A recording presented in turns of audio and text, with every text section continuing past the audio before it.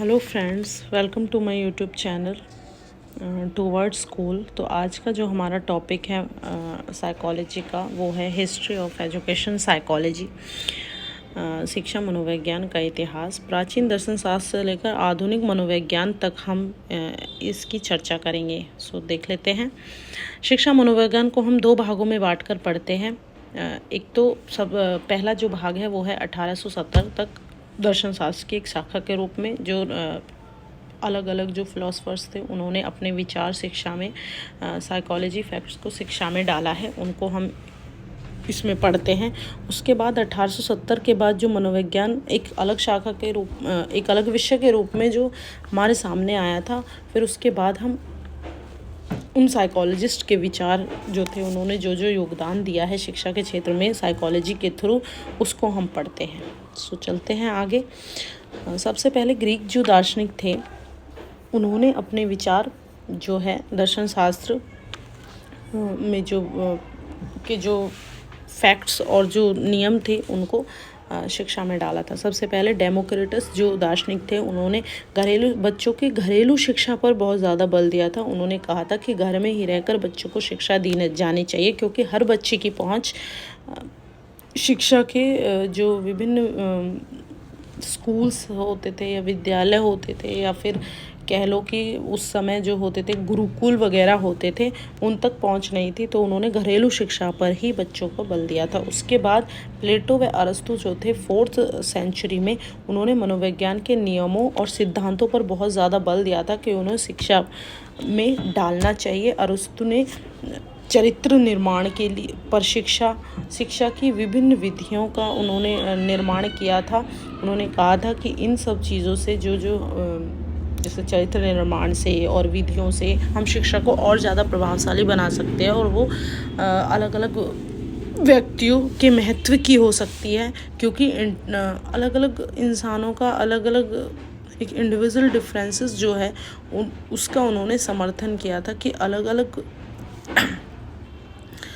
व्यक्तियों और बच्चों की जो इंटरेस्ट है वो अलग अलग शिक्षा में हो सकता है। तो उन्होंने एक संकाय सिद्धांत को महत्व दिया था। संकाय सिद्धांत का भी यही मतलब होता है कि मतलब अलग अलग व्यक्ति में अलग अलग क्षमताएं होती है, जिनका विकास शिक्षा के माध्यम से हमें करना चाहिए। इससे आगे रूसो जो थे, उन्होंने भी प्लेटो और अरस्तु का ही समर्थन किया था। मानव विकास को के नियमों पर आधारित करने की सिफारिश भी उन्होंने की थी। उन्होंने कहा था कि जो ह्यूमन डेवलपमेंट है उसके आधार पर हमें शिक्षा देनी चाहिए, यानी कि जैसे जैसे मानव का विकास होता है उनमें जो प्रयुक्त नियम होते हैं उनके अनुसार हमें शिक्षा बच्चों को देनी चाहिए। अपनी पुस्तक जो उन्होंने लिखी थी इमाइल में, उन्होंने विभिन्न पद्धतियों और विधियों का उनमें निर्माण किया था। इससे आगे 18 जो सेंचुरी है के प्रारंभिक जो दशक है उनमें, और 19वीं सेंचुरी के प्रारंभिक दशक में जो एजुकेशन साइकोलॉजी में जो फैक्ट्स डले, उनको एक बार देख लेते हैं। फ्रोबेल जो थे, उन्होंने किंडरगार्टन विधि का निर्माण किया था। उनका विचार था कि बच्चों को खेल खेल में सिखाना चाहिए, इससे बच्चे ज़्यादा अच्छी तरह सीखते हैं। प्रारंभिक अनुभूति के महत्व पर उन्होंने बहुत अधिक जोर दिया था। ईयरली जो एक्सपीरियंस होते हैं वो शिक्षा के क्षेत्र में बहुत ही महत्वपूर्ण होते हैं, उनके अनुसार उनका विचार ये था।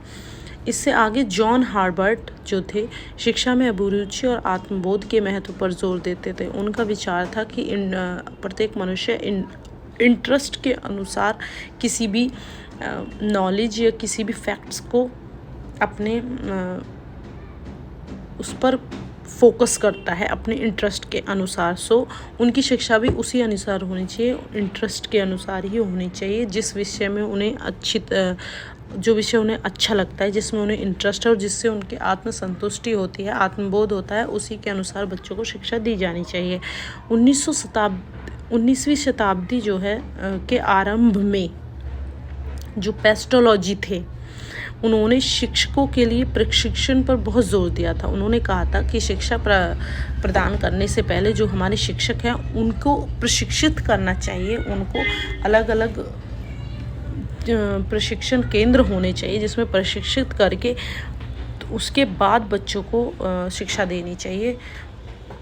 इससे क्या होगा कि हमारी जो शिक्षा है उसका जो स्तर है वो और अच्छा होगा और मानव विकास में वो बहुत ही सहायक होगी। मानव विकास के नियमों और सिद्धांतों की विधि का निर्माण, उन्होंने ह्यूमन डेवलपमेंट के जो नियम होते हैं उसके अनुसार बच्चों को सिखाने का पर महत्व दिया था। सीखने की विधि का भी उन्होंने निर्माण किया था। इससे आगे 19वीं शताब्दी के अंतिम वर्षों में सर फ्रांसिस जो गाल्टन थे 1880 में, उन्होंने इंडिविजुअल डिफरेंसेस पर बहुत ज़्यादा बल दिया था। उन्होंने कहा था कि हर मनुष्य की अलग अलग नीड्स होती है और अलग अलग इंटरेस्ट होते हैं, तो उन्हें उनके अनुसार ही देना चाहिए। हर कोई भी दो व्यक्ति एक जैसे नहीं होते, सो उसी के अनुसार उनकी शिक्षा भी होनी चाहिए। पहले मनोवैज्ञानिक परीक्षण का निर्माण जो था वो इन्होंने ही किया था। सर फ्रांसिस गाल्टन पहले ऐसे दार्शनिक थे जिन्होंने मनोवैज्ञानिक परीक्षण का निर्माण किया था। साइकोलॉजिकल टेस्ट को उन्होंने बनाया था। संवेदी क्षमता के आधार पर बुद्धि की माप, उनका मानना था कि जितनी अधिक सेंसरी कैपेसिटी यानी कि संवेदी क्षमता जितनी अधिक मनुष्य में अधिक होती है उतनी ही अधिक उनकी बुद्धि होती है। इससे आगे जॉन डेवी 1894 में शिकागो विश्वविद्यालय में पहली बार वृत्त शिक्षा मनोविज्ञान की प्रयोगशाला उन्होंने बनाई थी। उन्होंने उसकी स्थापना की थी, ग्रेटर शिक्षा मनोविज्ञान।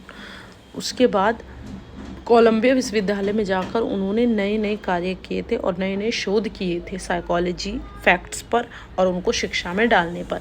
इन सब के दौरान उन्होंने कुछ विचार अपने शिक्षा के लिए प्रयुक्त किए, लोगों के सामने रखे थे। सबसे पहले बच्चे सक्रिय शिक्षार्थी होने चाहिए, यानी कि जैसे कि आप लोगों को पता है कि पहले प्राचीन समय में बच्चे और जो गुरु शिष्य की जो प्रणाली थी उसमें बच्चे एक निष्क्रिय शिक्षार्थी के रूप में रहते थे। तो उन्होंने यहाँ पे सिफारिश की है कि बच्चा भी उतना ही सक्रिय होना चाहिए जितना कि एक शिक्षक होता है, और उसी जब भी हम शिक्षा के जो लक्ष्य हैं उसको हम प्राप्त कर पाएंगे, उद्देश्यों को हम अचीव कर पाएंगे।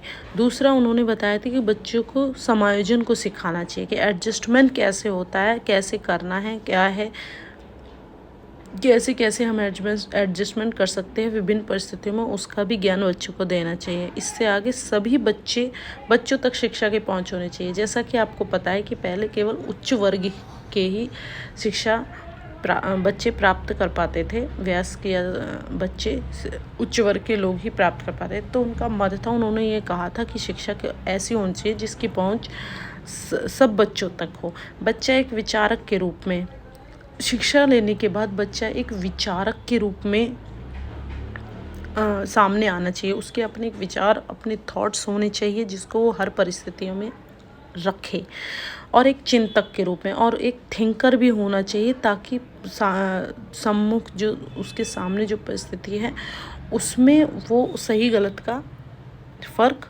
देख सके। सो शिक्षा एक ऐसी होनी चाहिए जो बच्चा एक गुड थिंकर और थॉट्स भी होने चाहिए, उसमें अपने विचार होने चाहिए जिसे वो रख सके हर परिस्थिति में।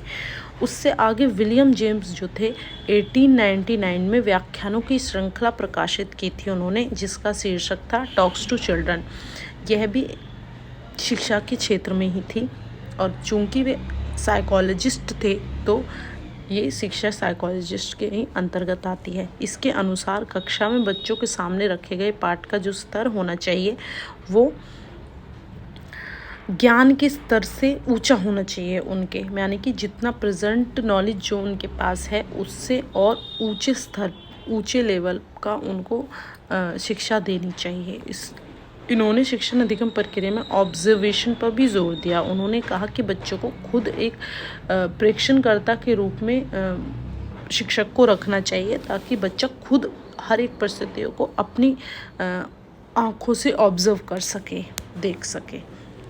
सो देन ये था फ्रेंड्स, आई होप आप सबको समझ आ गया होगा। इसके सेकंड पार्ट को हम अगली वीडियो में देखेंगे, जो कि 1817 के बाद जब साइकोलॉजी एक अलग सब्जेक्ट के रूप में पढ़ाया जाने लगा था, तो उसके बाद साइकोलॉजिस्ट ने जो विचार प्रकट किए थे अपने, उसको हम अगली वीडियो में देखते हैं। So let thank you friends.